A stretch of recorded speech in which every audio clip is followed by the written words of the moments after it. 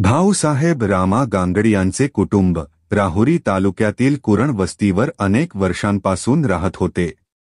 भाऊसाहेब आणि त्यांच्या पत्नी लक्ष्मीबाई यांची एक धाकटी मुलगा रमेश होता आणि त्याची बायको ताराबाई होती. हे कुटुंब एकत्रितपणे शेती आणि मोलमजुरीचे काम करत होते. परिस्थिती तशी बेताची होती, परंतु त्यांच्यातील प्रेम आणि एकजुटामुळे ते सुखी जीवन व्यतीत करत होते.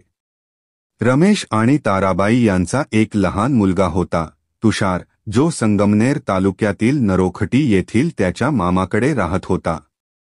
कुटुंबातील सदस्यांच्या प्रेमामुळे ते एकमेकांवर विश्वास ठेवून राहत होते. परंतु 2024च्या दिवाळीनंतर रमेश आणि ताराबाईने पुणे जिल्ह्यातील शिरूर येथे काम करण्याचा निर्णय घेतला. तिथे ते वीटभट्टीवर मजुरीचे काम करायला गेले. शिरूरमध्ये रमेशचा मित्र रवी एकनाथ गांगड याला भेटला. रमेश आणि ताराबाई यांच्यासोबत काम करण्यासाठी रवी त्यांच्याबरोबर येत असे. या काळात रवी आणि रमेश यांच्यातील मित्रत्व वाढले, पण रमेशच्या पत्नी ताराबाईवर रवीने दुर्लक्ष करणे सुरू केले. रमेश त्याला मित्र समजत होता, त्यामुळे त्याला रवीबद्दल काही शंका नव्हती. पण लवकरच रमेशच्या लक्षात आले की रवी आणि ताराबाई यांच्यात संपर्क वाढत आहे. रमेश जेव्हा कामावर जात असे तेव्हा रवी आणि ताराबाई एकत्र वेळ घालवू लागले होते. रमेश घरी नसताना रवी त्यांच्या घरी येऊन ताराबाईसोबत गप्पा मारत असे. या अनैतिक संबंधांची जाणीव झाल्यावर रमेशने रवीला थांबण्यास सांगितले, परंतु रवी आणि ताराबाई यांची निर्लज्जता वाढत गेली. शिरूरमध्ये असताना रमेशवर ताण वाढत होता. ताराबाई आणि रवी यांच्यातील संबंध त्याला सहन होत नव्हते. एके दिवशी रमेशने घरी येताना त्याला रवी आणि ताराबाईचे शारीरिक संबंध स्वतःच्या डोळ्यांनी पाहिले. हे दृश्य पाहून त्याच्या मनात एक गहिरा धक्का बसला.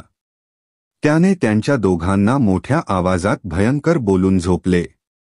परंतु या गोष्टींचा त्यांच्यावर काहीही परिणाम झाला नाही. ताराबाईने रवीच्या साथीने रमेशवर अनेकदा शारीरिक आणि मानसिक छळ सुरू केला.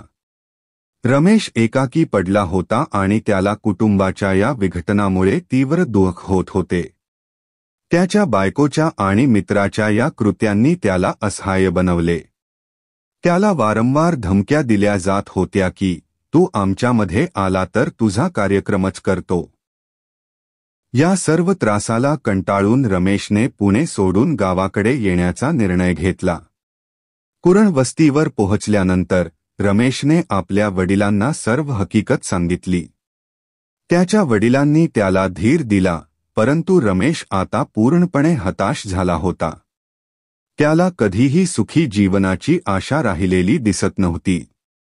शनिवार 28 डिसेंबर 2024 रोजी रमेशच्या वडिलांनी कामासाठी बाहेर जाऊन त्याला एकटा घरात सोडले. लक्ष्मीबाईने रमेशला एकटाच घरात असताना बकरीच्या मागे गेली. परंतु रमेशने आपल्या जीवनाला संपवण्याचा निर्णय घेतला. त्याने पत्र्याच्या लोखंडी अगलला दोरीच्या साह्याने गळफास घेतला.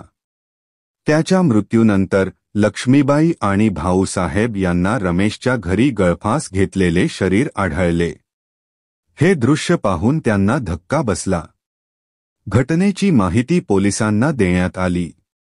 पोलिसांनी घटनास्थळी येऊन तपास सुरू केला. रमेशच्या खिशात एक डायरी आणि चिठ्ठी सापडली, ज्यात त्याच्या पत्नीच्या अनैतिक संबंधांचा उल्लेख होता. भाऊसाहेब गांगड यांनी ताराबाई, रवी आणि त्याच्या भावाबद्दल गुन्हा दाखल केला. पोलिसांनी तपास करून दोन्ही आरोपींना अटक केली. तर ताराबाई फरार झाली. या घटनेमुळे कुटुंबातील प्रेम आणि विश्वासाचे तुकडे झाले.